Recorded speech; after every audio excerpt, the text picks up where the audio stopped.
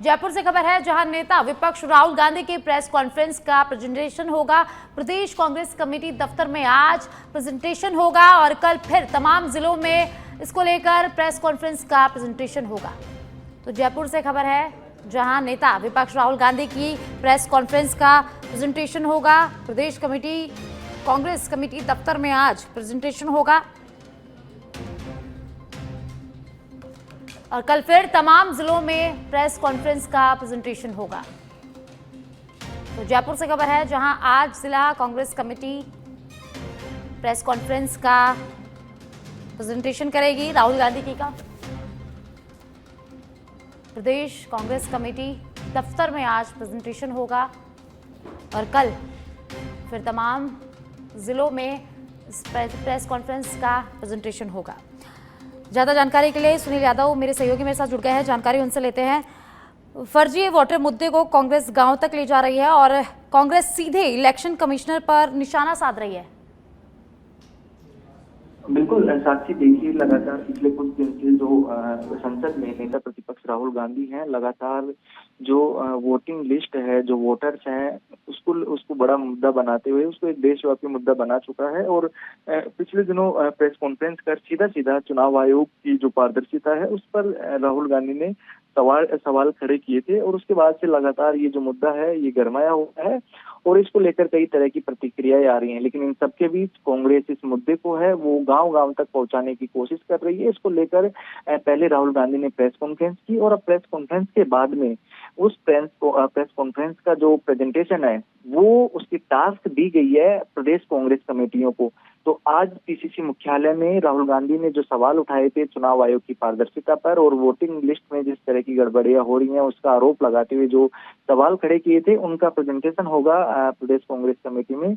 और इसके बाद में जिला स्तर पर यानी जिला कांग्रेस कमेटियों में भी इस प्रेजेंटेशन को प्रदर्शित किया जाएगा और लोगों को ये बताने की कोशिश की जाएगी कि किस तरह से जो चुनाव आयोग है वो गड़बड़ी कर रहा है कि और कई तरह की जो विवाद है उसको लेकर भी जो इस प्रेजेंटेशन में दिखाया जाएगा। हालांकि चुनाव आयोग ने लगातार ये साफ कहा है कि किसी तरह की कोई गड़बड़ नहीं हो रही है।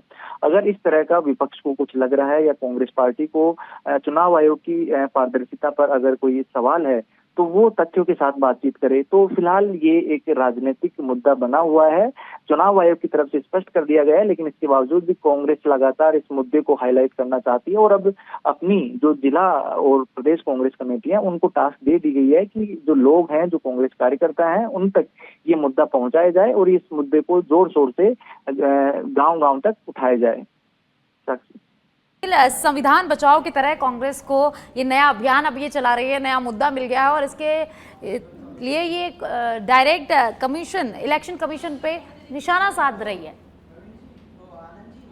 बिल्कुल, देखिए इलेक्शन कमीशन पर निशाना साध रही है, इससे ज्यादा इसको कह सकते हैं कि भाजपा सरकार पर, क्योंकि साफ तौर पर जो प्रेस कॉन्फ्रेंस थी उसमें यही कहा गया था कि जो केंद्र सरकार है वो जो स्वतंत्र एजेंसियां हैं उसको अपने काबू में या फिर दबाव बनाकर रखना चाहती है, दबाव में काम करवा रही है। और जो ऐसी एजेंसीज है जिसमें इलेक्शन कमीशन का भी साफ तौर पर जिक्र किया गया था कि चुनाव आयोग भी कहीं ना कहीं सरकार के दबाव में काम करना चाहिए, ये सीधा लोकतंत्र की हत्या है, लोकतंत्र पर गंभीर सवाल खड़े करता है। तो कहा जा सकता है कि फिलहाल जो विपक्ष है वो जो कुछ मुद्दे हैं उनको लेकर लोगों के बीच में जाना चाहता है। पहले संविधान बचाओ रैली जिसमें जिस तरह से जो माइनॉरिटीज और जो अनुसूचित जनजाति और पिछड़े वर्ग के मुद्दों को लेकर गांव-गांव तक पहुंचने की कोशिश की जा रही है। अब एक और मुद्दा कांग्रेस ने उठाया हुआ है, वो है वोटिंग लिस्ट में गड़बड़ी करके जो भाजपा है वो अपने पक्ष में जो वोटिंग करवाती है या फिर जो सरकार बनाने के लिए चुनाव आयोग को जो प्रेशर में कर रखी है।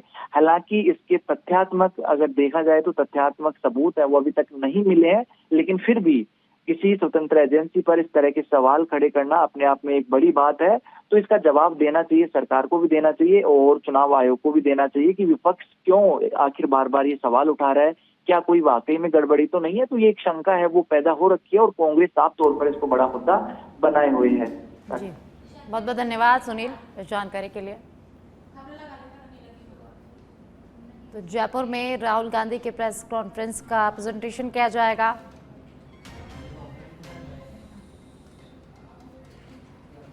केंद्रीय कृषि मंत्री शिवराज सिंह चौहान का झुंझुनू दौरा। झुंझुनू में कल दोपहर 12 बजे फसल बीमा क्लेम वितरण कार्यक्रम होगा। झुंझुनू की एयर स्ट्रिप पर यह कार्यक्रम आयोजित होगा। केंद्रीय कृषि मंत्री कार्यक्रम के मुख्य अतिथि होंगे और वही मुख्यमंत्री भजनलाल शर्मा कार्यक्रम की अध्यक्षता करेंगे। प्रधानमंत्री फसल बीमा योजना के देश भर के लाभार्थियों के खातों में क्लेम की राशि जाएगी। राजस्थान के 27 लाख किसानों को क्लेम की यहां राशि मिलेगी। राजस्थान में 1200 करोड़ के क्लेम की राशि सीधे किसान के खेत में जाएगी और साथ ही क्लेम के पुराने मामलों के निस्तारण का पैसा भी किसानों के खाते में जाएगा। केंद्रीय कृषि राज्य मंत्री भागीरथ चौधरी और कृषि मंत्री डॉक्टर किरोड़ीलाल मीणा भी कार्यक्रम में मौजूद रहेंगे।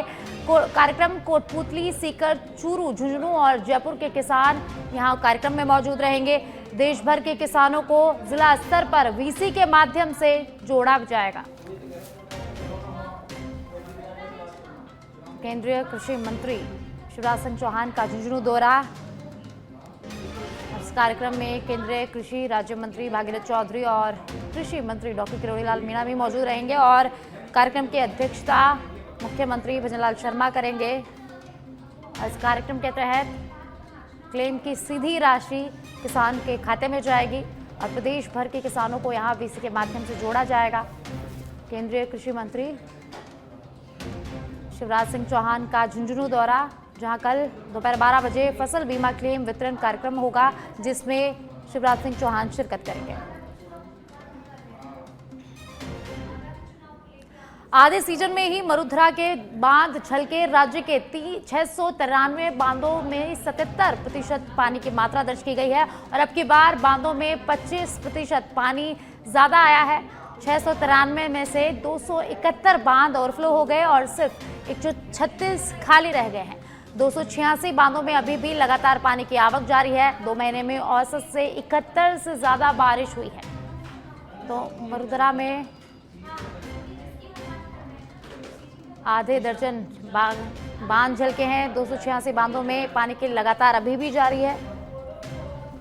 2 महीने में औसत से 71% ज्यादा बारिश हुई है।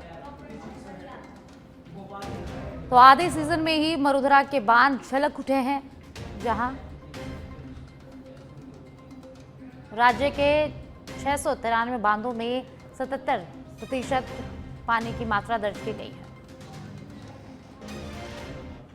राजस्थान मुख्य सचिव सुधांशु पंत एक दिवसीय दौरे पर भरतपुर आए और उन्होंने केवलादेव राष्ट्रीय उद्यान घना का निरीक्षण किया। निरीक्षण के बाद उन्होंने घना में स्थित शिव मंदिर में दर्शन किए और प्रदेश की खुशहाली की कामना की और इसके अलावा उन्होंने घना के आखिरी हिस्से में बने टावर से घने की खूबसूरती को भी यहाँ निहारा है। इसके बाद उन्होंने घना स्थित प्राचीन शिव मंदिर में दर्शन कर प्रदेश की खुशहाली और समृद्धि की कामना की। वहीं केवलादेव राष्ट्रीय उद्यान में लगातार दूसरे वर्ष पांचना डैम से पानी छोड़ा गया, जिससे पूरा उद्यान लबालब जल से भरा हुआ है। मुख्य सचिव ने कहा कि इससे न केवल पर्यावरणीय संतुलन बना रहेगा, बल्कि जल्द ही विदेशी पक्षियों का आगमन भी शुरू हो जाएगा। इससे उद्यान का पर्यटन महत्व और भी बढ़ जाएगा।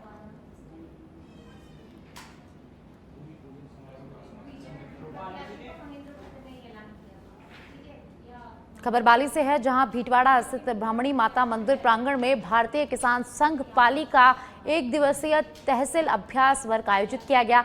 अभ्यास वर्ग में किसानों से जुड़ी विभिन्न समस्याओं पर चर्चा की गई। संभाग उपाध्यक्ष ने किसानों को संघ की रीति नीति और भारतीय किसान संघ की मूल संकल्पना के बारे में जानकारी दी। इसके अलावा कार्य पद्धति, आंदोलनात्मक संघ के संगठन को मजबूत बनाने और विस्तार जैसे विषयों पर भी चर्चा हुई।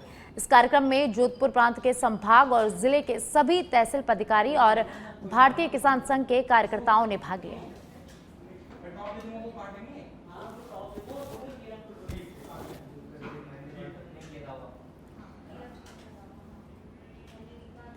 खबर चूरू के सरदार शहर से है, जहां उपजिला अस्पताल के रास्ते पर 2 महीनों से बने बड़े बड़े जानलेवा गड्ढे मरीजों और एम्बुलेंस चालकों के लिए गंभीर परेशानी का कारण बने हुए हैं। बरसाती पानी के बहाव से बने ये गहरे गड्ढे किसी आफत से कम नहीं है। मरीजों के परिजनों का कहना है कि इन गड्ढों से दुर्घटना की आशंका हर समय बनी रहती है।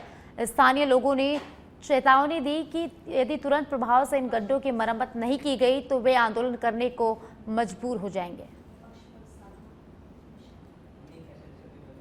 तो आवागमन के अंदर बहुत ज़्यादा परेशानी होती है, बरसात की इस टाइम में थोड़ा सा दिक्कत बहुत ज़्यादा होती है और आवागमन में जो रोगी है परेशान होते हैं। यहाँ एम्बुलेंस वगैरह आती है, दुर्घटना का हमेशा आशंका बनी रहती है। यहाँ प्रशासन से ये अनुरोध है आपके चैनल के माध्यम से कि जल्दी से जल्दी ये गड्ढे और भरवाने की कृपा करें। यहाँ ये 2 महीने हो गए, 2 महीने हो गए। तो आवागमन के अंदर बहुत ज़्यादा परेशानी होती है, बरसात की इस टाइम में थोड़ा सा दिक्कत बहुत ज़्यादा होती है और आवागमन में जो रोगी है परेशान होते हैं। यहाँ एम्बुलेंस वगैरह आती है, दुर्घटना का हमेशा आशंका बनी रहती है। यहाँ प्रशासन से ये अनुरोध है आपके चैनल के माध्यम से कि जल्दी से जल्दी ये गड्ढे और भरवाने की कृपा करें। यहाँ ये 2 महीने हो गए। सिरोही के मंडार से खबर है, जहां ग्राम पंचायत सोरडा में नरेगा कार्यों में गड़बड़ी सामने आई है। नरेगा श्रमिकों ने सरपंच सचिव पर मनमानी का आरोप लगाया है। सारेडा से सोनानी सीमा तक ग्रेवल सड़क निर्माण कार्य के लिए जारी मस्टर रोल सरपंच और सचिव मजदूरों से अन्य जगहों पर जबरन करवाया जा रहे कार्य। नरेगा श्रमिक ने कहा कि ग्रेवल निर्माण में मात्र 3 दिन ही काम किया। ग्राम पंचायत की ओर से पिछले 2 सप्ताह से जारी किया गया मस्टर रोल। तो सिरोही के मंडार से खबर है, जहां नरेगा श्रमिक कार्य में गड़बड़ी सामने आई है। सरपंच और सचिव मजदूरों से अन्य जगहों पर जबरन कार्य करवा रहे हैं। नरेगा श्रमिकों का कहना है कि ग्रेवल निर्माण में मात्र 3 दिन ही काम किया गया। ग्राम पंचायत की ओर से पिछले 2 सप्ताह से जारी किया गया मस्टर रोल।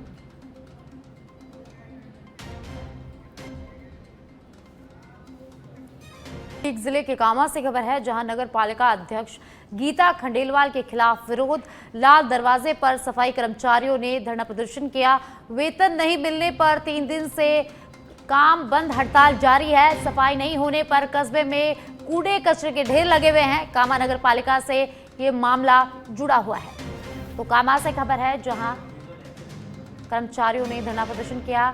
लाल दरवाजे पर सफाई कर्मचारियों का धरना प्रदर्शन किया गया।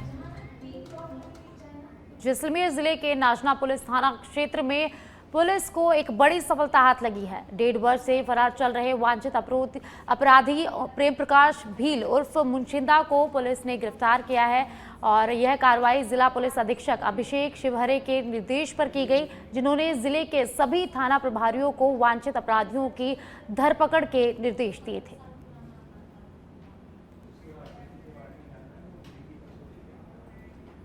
अलवर जिले के सदर थाना क्षेत्र के अंतर्गत आने वाले भजेड़ा गांव में एक दर्दनाक हादसा सामने आया, जहां 32 वर्षीय सविता की अज्ञात ट्रेन की चपेट में आने से मौके पर ही मौत हो गई। प्राप्त जानकारी के अनुसार अपने घर से चारा लेने के लिए निकली थी। कुछ समय बाद वह रेलवे ट्रैक के पास पहुंची, जहां अचानक किसी अज्ञात ट्रेन की चपेट में आ गई। परिवार के सदस्यों ने बताया कि मृतक महिला पिछले 1 सप्ताह से मानसिक बीमारी से ग्रस्त थी और इसी वजह से संभवतः वह ट्रेन के ट्रैक पर पहुंच गई। पुलिस ने मामला दर्ज कर लिया है और जांच शुरू कर दी है। इसका क्या नाम है? सविता। क्या हुआ था? ये साहब दिमाग से क्रेप थी, उसको तो डॉक्टर को दिखा ली और ये चारा लेने के लिए एक रोज उसको पटली को पार कर रही थी और ये मतलब गाड़ी से ट्रेन आई। उम्र कितनी है? उम्र साहब इसकी 30 साल तो है। 30 तो है ना? 30 तो है। बच्चे कितने? बच्चे साहब 3 लड़की है, 1 लड़का है साहब। किसी की शादी नहीं हुई? मेरे सारे तरह सही नहीं होते हैं। हाँ, छोटा ही तो दिमाग से कब से जो आएंगे? दिमाग से मतलब इसको हजार कर साहब जब। और अब करौली के हिंडौन सिटी से खबर है, जहां एक ही घर में 2 मासूम बालकों की मौत हो गई। रात को खाना खाने के बाद सुशील और मनीष जाटव की तबीयत बिगड़ गई। पेट में दर्द होने के बाद दोनों ने दम तोड़ दिया। पिता लच्छी जाटव दोनों बालकों को लेकर जिला अस्पताल पहुंचे। जिला अस्पताल में डॉक्टरों ने दोनों को मृत घोषित कर दिया। पुलिस ने मेडिकल बोर्ड से शव का पोस्टमार्टम करवाया है। फूड पॉइजनिंग बताया जा रहा मौत का कारण। सदर थाना क्षेत्र में के बरगमा गांव के रहने वाले थे। दोनों बालक घटना से परिजनों में कोहराम मच गया है। तो करौली के हिंडौन सिटी से खबर है, जहां एक ही घर के 2 मासूम बच्चों की मौत हो गई। रात को खाना खाने के बाद दोनों की तबीयत खराब हो गई, पेट दर्द होना शुरू हो गया। तो उनके पिता उनको जिला अस्पताल लेकर पहुंचे, जहां डॉक्टरों ने उन्हें मृत घोषित कर दिया। तो फूड पॉइजनिंग दोनों की मौत का कारण अभी बताया जा रहा है। पुलिस ने मेडिकल बोर्ड से दोनों का पोस्टमार्टम करवाया और इस पूरी घटना से परिवारजनों और गांव में शोक की लहर है। जोधपुर कमिश्नरेट में 8 अगस्त को चौपासनी हाउसिंग बोर्ड थाना क्षेत्र में ए श्रेणी नाकाबंदी के दौरान पुलिस जाब्ते पर जानलेवा कर फॉर्च्यूनर गाड़ी से बैरिकेड तोड़कर भागने की कोशिश करने वाले 4 आरोपियों को पुलिस ने यहां गिरफ्तार कर लिया है। प्रारंभिक पूछताछ में पता चला कि धेलू सिंह एक शातिर फ्रॉडस्टर है जो USDT से जुड़ा हुआ है और जयपुर और गुड़गांव में वांछित है। पुलिस ने आरोपियों के कब्जे से वाहन भी जब्त कर लिए हैं। आरोपियों के विरुद्ध संबंधित धाराओं में मामला दर्ज कर लिया है और पुलिस आगे की जांच कर रही है।